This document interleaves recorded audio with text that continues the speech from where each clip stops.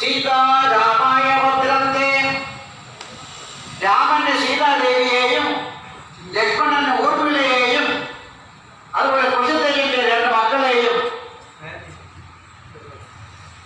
ബീജശുൽക്കാം ഭരതശത്രുഘ്നന്മാർക്ക് കുശധ്വജന്റെ 2 പെൺമക്കളെയും കൊടുക്കാം. 4 പേരുടെയും കല്യാണം ഒരേ സമയത്ത് നടക്കട്ടെ എന്നാണ്.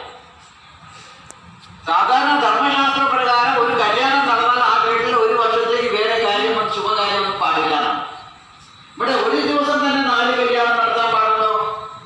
ധർമ്മശാസ്ത്രം ചോദിച്ചാൽ 4 പേര് 4 മാതാവിന്റെ മക്കളായതുകൊണ്ട്